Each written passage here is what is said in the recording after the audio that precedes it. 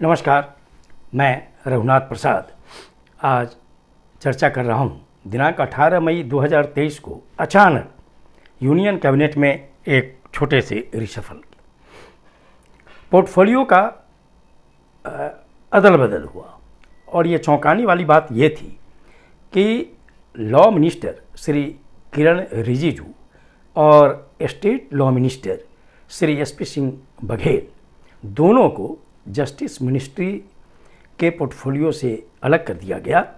रिजिजू साहब को earth science विभाग का मंत्री बनाया गया, जबकि श्री एसपी सिंह बघेल दूसरे विभाग में स्टेट मिनिस्टर के रूप में भेजे गए। ये अचानक तब्दीली हुई तो निश्चित तौर पर पूरे देश में एक मैसेज जरूर गया कि आखिर अचानक ऐसा क्या हुआ। विगत कई महीनों से यह देखा जा रहा था कि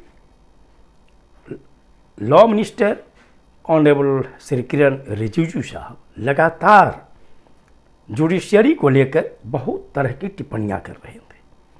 टिप्पणियां करते करते यहाँ तक स्थिति आ गई कि उन्होंने दो बात ऐसी कही जिस पर बहुत प्रतिक्रिया आई। एक कि उन्होंने कहा कि 4-5 रिटायर्ड जज एंटी इंडिया गैंग के हिस्सा हैं।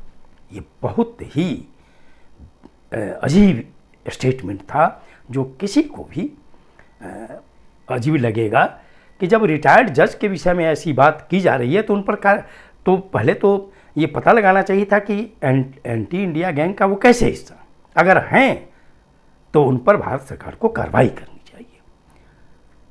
दूसरा एक स्टेटमेंट और बहुत अजीब आया था उनका कि जस्टिस पब्लिक के द्वारा चुने नहीं जाते हैं, इसलिए उनकी जिम्मेदारी, उनकी रिस्पॉन्सिबिलिटी पब्लिक के प्रति नहीं हो पाती है और जो जनप्रतिनिधि हैं वो जनता से चुन कर आते हैं, इसलिए उनको जनता के प्रति जवाबदेह होना पड़ता है। यह भी अजीब बात थी। इसके अतिरिक्त बहुत से कॉलेजियम सिस्टम में ठीक है, बहुत सी बात ऐसी है जिस पर हमेशा से प्रतिक्रिया होती रही है।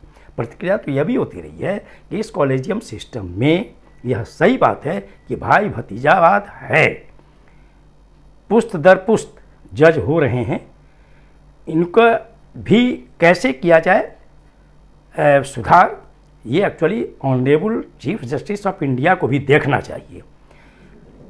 सबसे बड़ी चीज़ कि SC, ST, OBC माइनॉरिटीज का क्या रिप्रेजेंटेशन देश की आज़ादी के बाद से रहा। अगर अभी कॉलेजियम सिस्टम है तो निश्चित तौर पर कॉलेजियम सिस्टम में ही यह व्यवस्था होनी चाहिए कि इसमें जो वंचित समाज है इनका उचित प्रतिनिधित्व हो। लेकिन इस बात को ऑनरेबल लॉ मिनिस्टर ने दूसरे तरह से लिया और ये प्रयास हुआ कि किसी न किसी तरह से केंद्र सरकार की उसमें भागीदारी हो। जो देश की स्थिति है, कभी ऐसा वक्त था जब सत्तारूढ़ पक्ष और विपक्ष में बहुत ऐसा बिगड़ा हुआ संबंध नहीं हुआ करता था। आज का जो समय है, लगता है कि दोनों दो धरे पर जो भारतीय जो संसदीय प्रजातंत्र है उसके लिए अच्छी चीज़ नहीं है।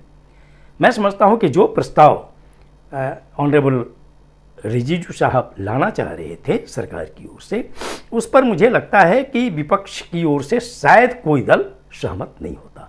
तब विपक्ष को ये लगता कि अभी तो कॉलेजियम सिस्टम में जजेज इस ढंग से कार्रवाई कर रहे हैं अपॉइंटमेंट में, लेकिन जब सरकार की भागीदारी हो जाएगी तो उस जुडिशियल इंस्टीट्यूशन में जो देश का सबसे बड़ा इंस्टीट्यूशन है उसमें वही स्थिति हो जाएगी जो आरोप आज खुलेआम विपक्ष के द्वारा बहुत से जो कॉन्स्टिट्यूशनल इंस्टीट्यूशंस हैं उस पर लग रहे हैं। दूसरी ओर श्री एसपी सिंह बघेल साहब ने एक जगह प्रतिक्रिया में इस हद तक आगे बढ़ गए कि उन्होंने यहाँ तक कह दिया कि एक संप्रदाय का नाम लेते हुए कि उनमें सहिष्णुता नाम की चीज़ है ही नहीं।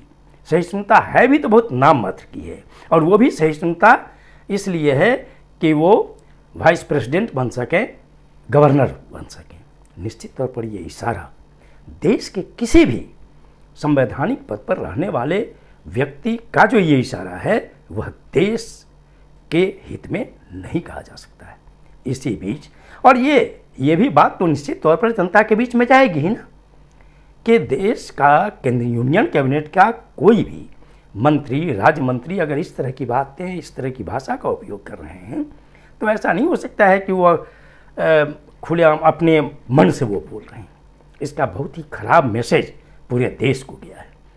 इसके साथ ही जो अभी कर्नाटक का रिजल्ट आया 13 मई का, उसने यह भी सिद्ध कर दिया कि हमेशा एक ही इशू कि हिंदुत्व कार्ड नहीं चल सकता है, धर्म का कार्ड नहीं चल सकता है।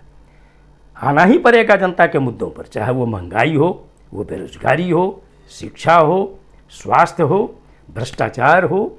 जनता के मामले पे अगर चुनाव नहीं लड़े जाएंगे तो एक ही नारा हिंदुत्व और धर्म, इसके नाम पर हर चुनाव नहीं जीते जा सकते।